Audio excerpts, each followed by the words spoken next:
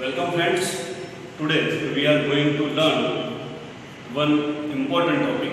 The name of this topic is indirect speech अथवा reported speech.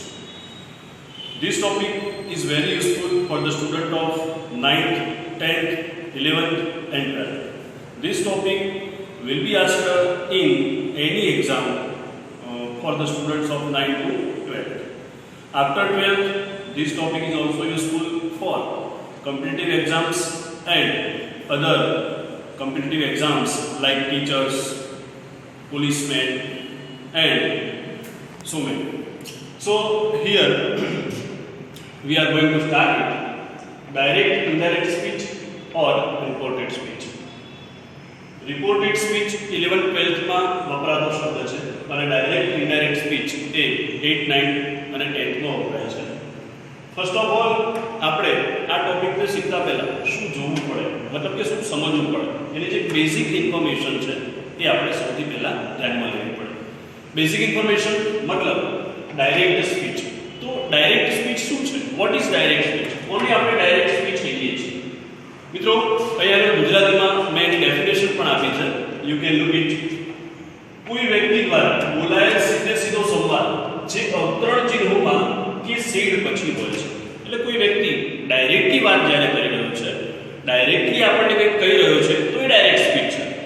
મતલબ કે for example હું તમને કહી રહ્યો છું કે હું અત્યારે અંગ્રેજી ભણાવું છું, હું તમને કહું છું this is a direct speech.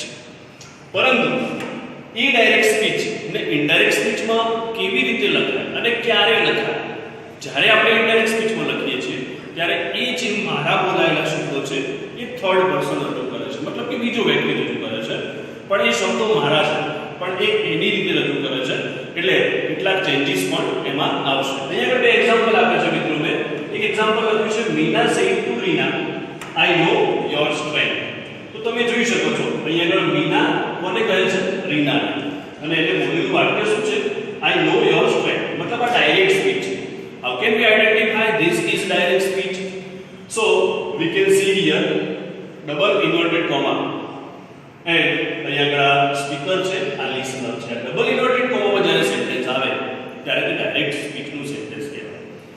ઘણીવાર મિત્રો ડબલ ઇન્વર્ટેડ કોમા નથી પણ વપરાતો. દાખલા તરીકે સેકન્ડ સેન્ટેન્સ મેં લખ્યું છે Kapil said why are you calling me. અહીંયા આગળ સેડ માટે મેં બે ટપકા કરેલા છે. આને વિસર્ગ કહેવાય છે, પરંતુ આ પણ ડાયરેક્ટ સ્પીચ છે એવું આપણે કહી શકીએ. ઉપરોક્ત ડાયરેક્ટ સ્પીચના વાક્યોને ઇનડાયરેક્ટ સ્પીચમાં ફેરવતા હોઈએ ત્યારે આ બાબતોનું ધ્યાન રાખવું પડે. તો એવી કઈ બાબતો છે? સૌથી પહેલા તો ઇનડાયરેક્ટ સ્પીચ શું છે એને આપણે સમજવાનું છે. મિત્રો ઇનડાયરેક્ટ સ્પીચ એટલે કોઈ વ્યક્તિ દ્વારા બોલાયેલા શબ્દો જ્યારે બીજી વ્યક્તિ રજૂ કરે છે તો તે ઇનડાયરેક્ટ સ્પીચ બને છે. કોઈ વ્યક્તિ દ્વારા બોલાયેલા શબ્દો જ્યારે બીજી વ્યક્તિ રજૂ કરે છે ત્યારે તે ઇનડાયરેક્ટ સ્પીચ બને છે. હવે મિત્રો મુખ્ય વાત અહીં આવે છે કે ડાયરેક્ટ સ્પીચના વાક્યને ઇનડાયરેક્ટ સ્પીચમાં ફેરવતા થતા ફેરફારો. તો કેટલાક ફેરફારો થાય છે અને એ ફેરફારોને આપણે સમજવાના છે. મિત્રો આ ફેરફારો સમજમાં આવી ગયા એટલે તમે કોઈ પણ ડાયરેક્ટ સ્પીચના સેન્ટેન્સને ઇનડાયરેક્ટ સ્પીચમાં કમ્પ્લીટલી ટર્ન કરી શકો છો. તો which are the changes of direct to indirect speech? First of all, here I have written first reporting verb નો ફેરફાર. રિપોર્ટિંગ વર્બ કોને કહેવાય તે આપણે આ બાજુ એક એક્ઝામ્પલ લખ્યું છે ત્યાં આગળ સમજીશું. મિત્રો આ જે કવિતા લખ્યું છે આ કવિતા એ આપણો કોણ છે? રિપોર્ટર. આને આપણે રિપોર્ટર અથવા તો સ્પીકર કહીએ છીએ. રિપોર્ટર અથવા સ્પીકર. સેકન્ડમાં જે સેડ ટુ આ છે, આ સેડ ટુ છે એ આપણું રિપોર્ટિંગ વર્બ છે અને આપણે આને શોર્ટમાં આરવી કહીએ છીએ. થર્ડ આશીષ છે, આ આશીષ એ આપણો લિસનર છે એટલે કે સાંભળનાર છે, લિસનર છે. અને આ આખું જે ઇન્વર્ટેડ કોમામાં સેન્ટેન્સ છે એને આપણે રિપોર્ટેડ સ્પીચ અથવા તો ડાયરેક્ટ સ્પીચ, રિપોર્ટેડ સ્પીચ અથવા તો ડાયરેક્ટ સ્પીચ તરીકે ઓળખીએ છીએ, આને આપણે RS અથવા DS તરીકે ઓળખીએ છીએ. તો મિત્રો આના ઉપરથી આપણે સમજવાનું છે કે સૌથી પહેલા રિપોર્ટિંગ વર્બનો ફેરફાર થશે. રિપોર્ટિંગ વર્બ એટલે આ મારો જે સીડ લખેલો શબ્દ છે એ બદલાશે, જેને આપણે રિપોર્ટિંગ વર્બનો ફેરફાર કહીશું. પછી સેકન્ડ નંબર છે સંયોજકનો ઉમેરો. Friends, you can easily C here કે અહીંયા બે સેન્ટેન્સીસ છે. એક લખ્યું છે કવિતા સહિત તું આશીષ, એક સેન્ટેન્સ ને કમ્પ્લીટ થાય. બીજું સેન્ટેન્સ છે I have done my work today. તો આ બે સેન્ટેન્સીસ ને કનેક્ટ કરવા માટે કંજક્શનનો ઉપયોગ કરવો પડે, જેને આપણે ગુજરાતીમાં સંયોજક કહીએ છીએ. એટલે કે કોઈ પણ ડાયરેક્ટ સ્પીચના વાક્યને ઇનડાયરેક્ટમાં જ્યારે ફેરવતા હોઈશું ત્યારે સંયોજકનો ઉમેરો કરવો અતિ આવશ્યક છે. સંયોજકના ઉમેરા પછી એટલે કે એડ ઓફ કંજક્શન, એના પછી થર્ડ ફેરફાર છે રિપોર્ટેડ સ્પીચના ફેરફારો. મિત્રો આપણે અહીંયા જોયું રિપોર્ટેડ સ્પીચ કોને કહેવાય? I have done my work today, આ રિપોર્ટેડ સ્પીચ છે.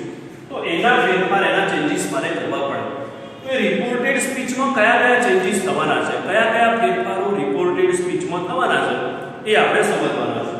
એમાં પહેલો ફેરફાર છે સર્વનામનો ફેરફાર, જેને આપણે પ્રોનાઉન્સ કહીએ છીએ. તો સર્વનામ કયા છે અને એ ક્યારે અને કેવી રીતે બદલાય છે એ આપણે નેક્સ્ટ ટોપિકમાં જોવાના છીએ. એના પછી આવે છે થર્ડ ક્રિયાપદનો ફેરફાર. મિત્રો આને ટેન્સનો ચેન્જ પણ કહેવાય છે. એટલે કે જે ડાયરેક્ટ સ્પીચમાં આપે રિપોર્ટેડ સ્પીચનો જે ટેન્સ છે, જ્યારે આપણે ઇનડાયરેક્ટ સ્પીચમાં વાક્યને ફેરવીએ છીએ ત્યારે એમાં વર્બ એટલે કે ટેન્સ બદલાય છે.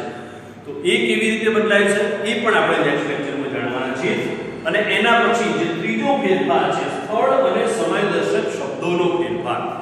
સ્થળ અને સમયદર્શક શબ્દો, દાખલા તરીકે જે નજીકતા દર્શક શબ્દો ડાયરેક્ટ સ્પીચમાં આપેલા હોય છે, નજીકનો સમય કે નજીકનું સ્થળ, એ ઇનડાયરેક્ટ સ્પીચમાં જ્યારે ચેન્જ થાય છે ત્યારે એ દૂરનું થઈ જાય છે. મતલબ કે એ પણ કેટલાક વર્ડ છે, કેટલાક શબ્દો છે જેને આપણે પ્રિપેર કરવાના છે, એને પણ આપણે નેક્સ્ટ લેક્ચરમાં જાણવાના છે. મિત્રો આજનો ટોપિક છે ફક્ત ને ફક્ત રિપોર્ટિંગ વર્બનો ફેરફાર. કે રિપોર્ટિંગ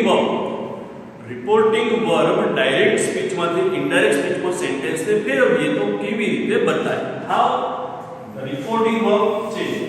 તો અહીંયા લખ્યું છે મિત્રો રિપોર્ટિંગ વર્બનો ફેરફાર. જો રિપોર્ટિંગ વર્બ સે હોય તો સે નું સે જ રહે છે, સેસ હોય તો સેસ નું સેસ જ રહે છે, અને સેડ હોય તો સેડ જ રહે છે. એટલે કે જો બોલનાર એકલો જ છે વાક્યમાં, સાંભળનારનું નામ આપ્યું નથી, તો જે રિપોર્ટિંગ વર્બ આપણને આપ્યું છે એના એ જ રિપોર્ટિંગ વર્બ ત્યાં રહે છે. પરંતુ સેડ ટુ છે એટલે મતલબ સાંભળનાર છે.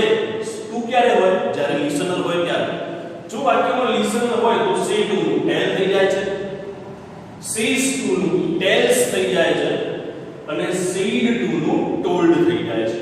મતલબ કે લિસનર હોય તો સેડ ટુ નું ટેલ, સેસ ટુ નું ટેલ્સ, અને સેડ ટુ નું ટોલ્ડ થાય છે. મિત્રો આ જે ફેરફાર આપણે જોયા એ આપણા વિધાન વાક્ય માટેના છે. કે આવું ક્યારે હશે, આવું ક્યારે થશે કે જ્યારે વાક્ય આપણું વિધાન વાક્ય હશે તો જ થશે. બરાબર? પરંતુ મિત્રો અહીંયા આગળ એક પોઈન્ટ લખ્યું છે કે RS માં પ્રશ્નાર્થ વાક્ય હોય તો રિપોર્ટિંગ વર્બ સે કે સેસ કે સેડ કે ટેલ્સ, સેસ ટુ કે સેસ ટુ કે સેડ ટુ હશે. તો એવું નહીં. કેમ? કારણ કે વાક્ય પ્રશ્નાર્થ હશે તો સે નું આસ્ક કરવું પડશે, સેસ નું આસ્ક કરવું પડશે, સેડ નું આસ્ક કરવું પડશે, અને અહીં પણ એ રીતે આસ્ક અને આસ્કડ થશે. એટલે આપણે અહીંયા લખ્યું છે કે આસ્કડ અથવા ઇન્ક્વાયર્ડ મુકાય છે. કારણ કે મૂળ મોટે ભાગે રિપોર્ટિંગ વર્બ આપણો આ સેડ ટુ યુઝ થતો હોય છે. એટલે સેડ ટુ આપેલું હોય કે સેડ આપેલું હોય તો તમારે આસ્કડ અથવા ઇન્ક્વાયર્ડ લખવાનું. પણ ક્યારે? જો રિપોર્ટેડ સ્પીચમાં આપેલું વાક્ય કેવું હોય? પ્રશ્નાર્થ હોય ત્યારે. સમજ પડી મિત્રો? Make sense? આગળ છે RS માં આજ્ઞાર્થ વાક્ય હોય, જેને આપણે ઇમ્પેરેટિવ સેન્ટેન્સીસ કહીએ છીએ. ઇમ્પેરેટિવ સેન્ટેન્સ એટલે આજ્ઞાર્થ વાક્ય ત્યાં આગળ આપેલું હોય તો વાક્યના ભાવ પ્રમાણે આપણું રિપોર્ટિંગ વર્બ બદલાય. જો વાક્યમાં વિનંતીનો ભાવ હોય તો આપણે રિક્વેસ્ટેડ લખવું પડે, સલાહ હોય તો એડવાઇઝડ લખવું પડે, ક્યાંક સજેસ્ટેડ લખવું પડે, ક્યાંક ઓર્ડર્ડ લખવું પડે, અને ક્યાંક નોટિસ પણ લખવું પડે. પરંતુ મિત્રો આપણને કોઈ પણ વાક્યમાં કોઈ ઇમોશન્સ કે કોઈ ભાવ આપણને જણાતો નથી તો શું કરવું જોઈએ? આપણે એની જગ્યાએ ટોલ્ડ અથવા આસ્ક્ડ પણ લખી શકીએ છીએ મિત્રો.